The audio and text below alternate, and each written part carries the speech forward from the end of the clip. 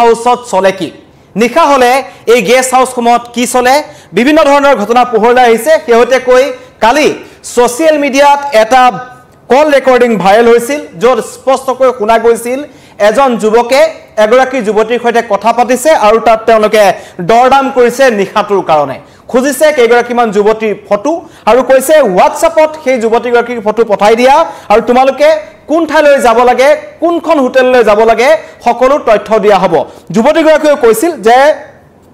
৬-৭ টকা তেওঁলোকে দৰদাম কৰিছিল আৰু পৰৱৰ্তী পৰ্যায়ত কৈছিল যে আমাৰ গেষ্ট হাউচলৈ আহিব নে আপোনালোকৰ গেষ্ট হাউচলৈ যাব এই ধৰণৰ কথোপকথন কালি ছ'চিয়েল মিডিয়াত ভাইৰেল হোৱাৰ পাছত সমগ্ৰ ঘটনাটো পোহৰলৈ আহিছে যে এইখন গুৱাহাটী মহানগৰীৰ মাজমজিয়াতেই এনেবোৰ একাংশ অনৈতিক কাৰ্যকলাপ চলি আছে ইয়াৰ পূৰ্বে এটো কোনো নতুন কথা নহয় যে গুৱাহাটী মহানগৰীৰ একাংশ লজ একাংশ হোটেল একাংশ অয়োজিবোৰ ৰুম আছে লগতে এতিয়া গেষ্ট হাউচ কিছুমানত একাংশ দেহ ব্যৱসায়ী চক্ৰই তেওঁলোকে বিভিন্ন ধৰণৰ জাল পেলাইছে আৰু ইয়াত একাংশ নতুন নতুন কম বয়সীয়া যুৱক যুৱতী জড়িত হৈ আছে কম বয়সীয়া 25-30 বছৰীয়া যুৱকী বা 20-21 বছৰীয়া যুৱতী যিসমূহ স্কুল কলেজত পঢ়ে বা ইউনিভাৰ্চিটিত পঢ়ি আছে তাৰে একাংশ যুৱক যুৱতীয়ে কিন্তু এনে একাংশ কাৰ্যকলাপত সেক্স ছেকেটত জড়িত হোৱাৰ তথ্য পোহৰলৈ আহিছে যি ঘটনাই সকলোৰে চকু কপালত তুলিছে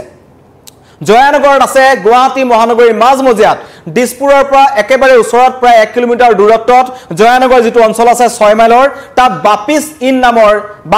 ইন নামৰ এটা গেষ্ট হাউচ চলি আছিল দীৰ্ঘদিনৰ পৰা চলি আছিল এটো গেষ্ট হাউচ আৰু তাত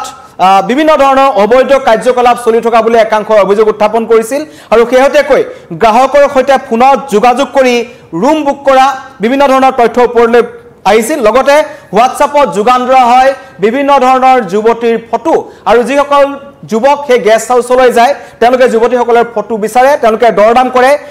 একো গৰাকী যুৱতীক তেওঁলোকে নিখাটোৰ বাবদ 10,000 টকাৰ পৰা 15,000 টকালৈকে তেওঁলোকে দিয়ে আৰু তাৰ মাজত মধ্যস্থতাকাৰী ৰূপত আছে এই গেষ্ট হাউচটোৰ স্বত্বাধিকাৰী যিজনক ইতিমধ্যে গ্ৰেপ্তাৰ কৰা হৈছে নাম হৈছে দিলীপ হাজৰিকা তেওঁৰ নাম বাপিছ হাজৰিকা উৰফে দিলীপ হাজৰিকা আৰু তেওঁৰ নামতে এই গেষ্ট হাউচটো আছিল দীৰ্ঘদিনৰ পৰা এজন দিলীপ হাজৰিকাই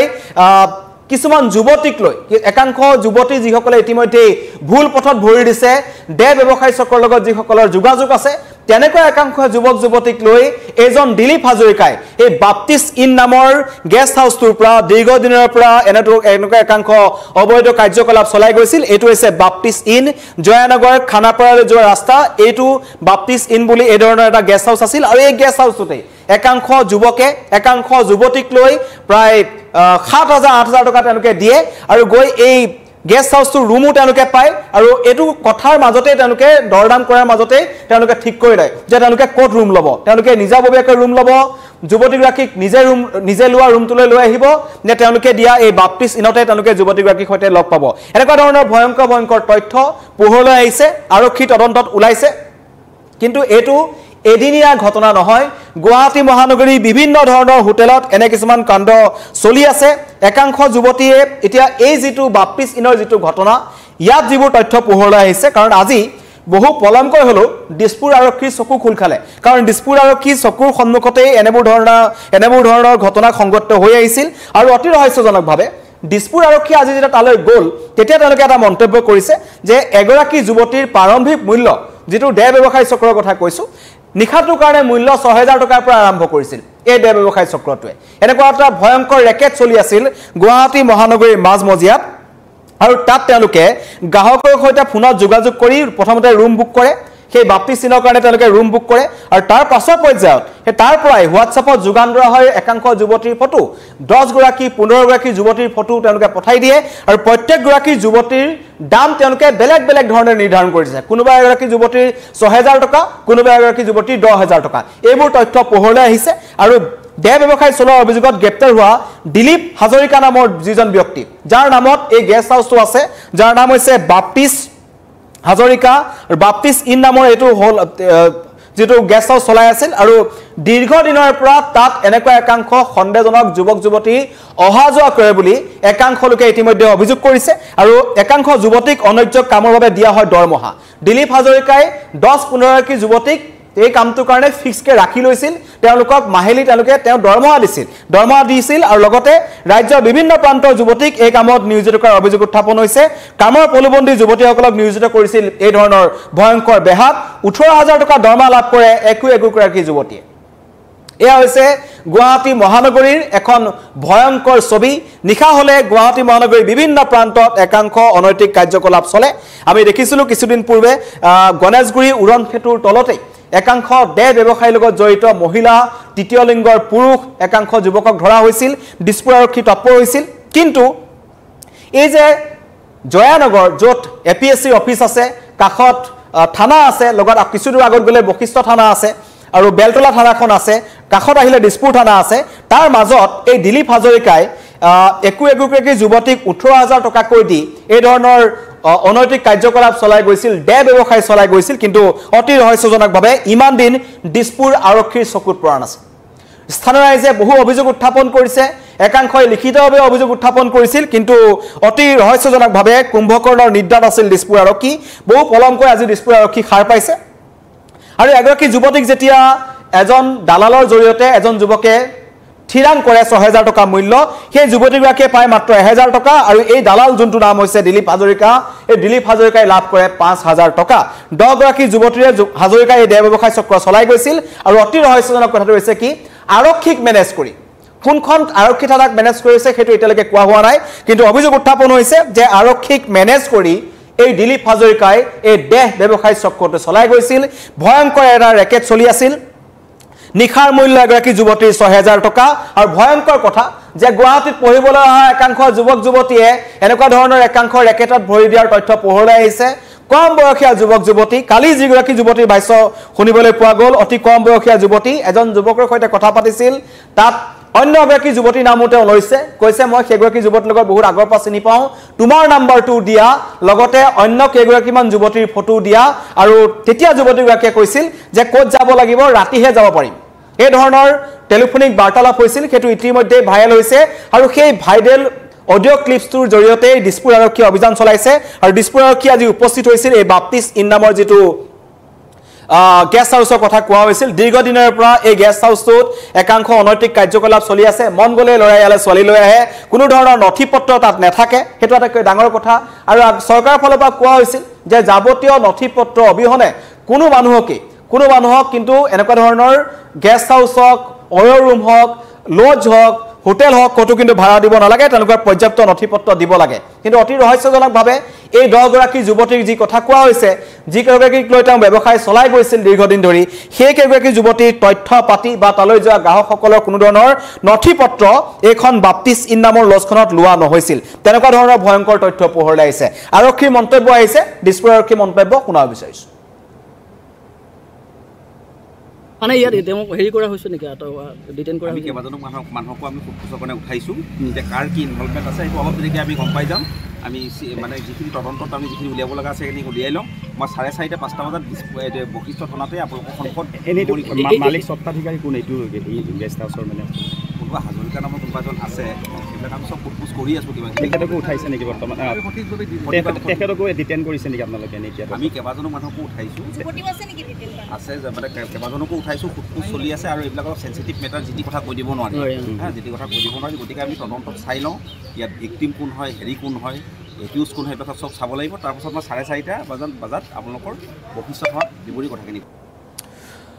আৰক্ষী মন্তব্য শুনিলে এইদৰে গুৱাহাটী মাজমজিয়াত এই ধৰণৰ ঘটনা চলি আছিল আৰু কেৱল এইটো লজে নহয় গুৱাহাটীৰ বিভিন্ন প্ৰান্তত থকা একাংশ গেষ্ট হাউচত একাংশ লজত এনেকুৱা ধৰণৰ অনৈতিক কাৰ্যকলাপ চলি থকাৰ গুৰুতৰ অভিযোগ উত্থাপন হৈছে একাংশ স্থানীয় ৰাইজে বহুবাৰ এনেকুৱা ধৰণৰ অভিযোগ উত্থাপন কৰিছে কিন্তু অতি ৰহস্যজনকভাৱে স্থানীয় একাংশ আৰক্ষীয়ে এইসমূহ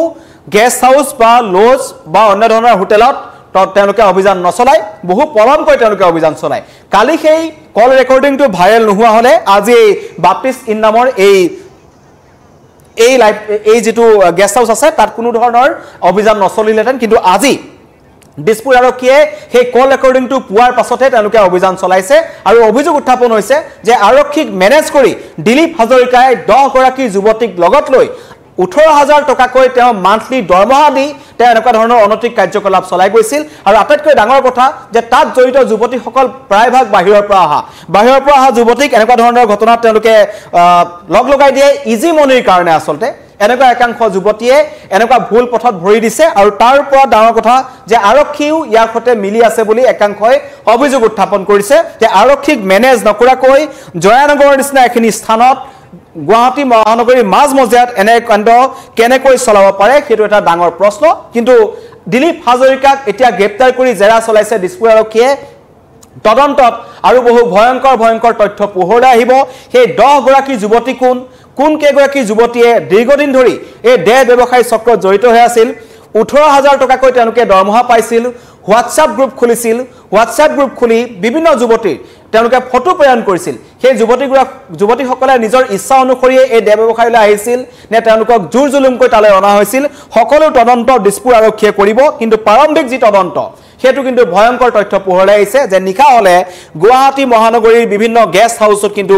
ভয়ংকৰ কিছুমান ঘটনা সংঘটিত হয় তাত বিভিন্ন দেহ ব্যৱসায়ী চক্ৰ জড়িত হৈ থাকে আৰু একাংশ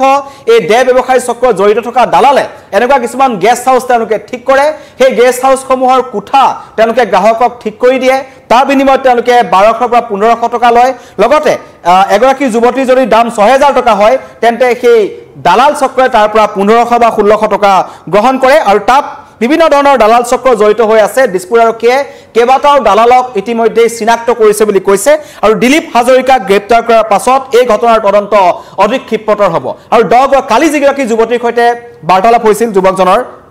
যেটো ফোন কল ভাইৰেল হল আৰু ভাইৰেল হোৱাৰ পাছত সমগ্ৰ ৰাজ্যজুৰি এটা তীব্ৰ প্ৰতিক্ৰিয়া সৃষ্টি হল কাৰণ এখন গুৱাহাটী মহানগৰীত বাহিৰৰ পৰা পঢ়িবলৈ হাজাৰ হাজাৰ ল'ৰা-ছোৱালী আহি থাকে তাৰে একাংশ যুৱতীয়ে এনে ধৰণৰ কাণ্ডত ভৰি দিছে নেকি স্কুলত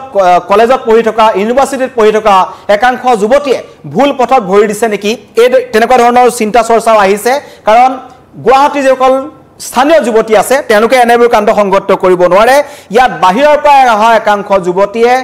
ইজি মনিৰ লালসাত খুব সোনকালে কেনেকৈ টকা পাব তাৰ লালসাত এনে কিছুমান চক্ৰত ভৰি দিয়ে আৰু তাৰে সুযোগ গ্ৰহণ কৰে দিলীপ হাজৰিকাৰ নিচিনা একাংশ দালালে একাংশ ব্যক্তিয়ে যিসকলে এনেকুৱা ধৰণৰ দেহ ব্যৱসায়ৰ চক্ৰ চলাই গৈছে আৰু বিশেষকৈ গুৱাহাটী মহানগৰীৰ হোটেল লজ এনেকুৱা বিভিন্ন ধৰণৰ গেষ্ট হাউচসমূহ একেবাৰে সুৰক্ষিত নহয় বুলি বহু আগৰ পৰা একাংশ লোকে প্ৰশ্ন কৰি আহিছে কিছুদিন পূৰ্বে আমি দেখিছিলো সমামান পূৰ্বে দিছপুৰ থানাৰ একেবাৰে কাষতে এগৰাকী বাংলাদেশী যুৱতীক 4জন যুৱকে আনি পেলাই দলবদ্ধভাৱে ধৰ্ষণ কৰিব বিচাৰিছিল পিছত তেওঁলোকক উদ্ধাৰ কৰা হ'ল তাৰ পিছৰ পৰ্যায়তো ইয়াত কেইবাগৰাকীও বাহিৰৰ পৰা অহা যুৱতীক উদ্ধাৰ কৰা হৈছিল তেওঁলোকক দেহ ব্যৱসায়ী চক্ৰৰ কাৰণে অনা হৈছিল বুলি তেওঁলোকে নিজেই স্বীকাৰোক্তি দিছিল আৰু এই উত্তৰ পূৰ্বাঞ্চলৰ মাজেৰে কিন্তু একাংশ দেহ ব্যৱসায়ী চক্ৰে মানৱ সৰবৰাহকাৰী চক্ৰ জড়িত হৈ আছে সেই কথা পুনৰবাৰ প্ৰমাণ হৈছে আৰু লগতে এতিয়া আটাইতকৈ চিন্তাৰ কথা ৰাজ্যৰ বাহিৰৰ পৰা অহা একাংশ যুৱতীয়ে গুৱাহাটী মহানগৰীত থাকি নিখাটোৰ কাৰণে 6000 পৰা 15000 টকা লয় তেওঁলোকে নিজৰ দেহ বিক্ৰী কৰে দেহ ব্যৱসায় তেওঁলোক জড়িত হৈ আছে আৰু তাৰে সুযোগ গ্ৰহণ কৰিছে দিলীপ হাজৰিকাৰ নিচিনা একাংশ পাখণ্ড লোকে একাংশ লম্পট লোকে যিসকলে যুৱতীসকলক 18000 টকা দৰমহা দিয়ে নিখাটোৰ বাবদ এগৰাকী যুৱতীয়ে লাভ কৰে মাত্ৰ 1000 টকা বিপৰীতে দিলীপ হাজৰিকাই লাভ কৰে 5000 টকা 10 গৰাকী যুৱতীৰে হাজৰিকাই চলাই গৈছিল দেহ ব্যৱসায় আৰক্ষীক মেনেজ কৰাৰ এটা গুৰুতৰ অভিযোগ উত্থাপন হৈছে আৰু আৰক্ষীক মেনেজ কৰাৰ পিছত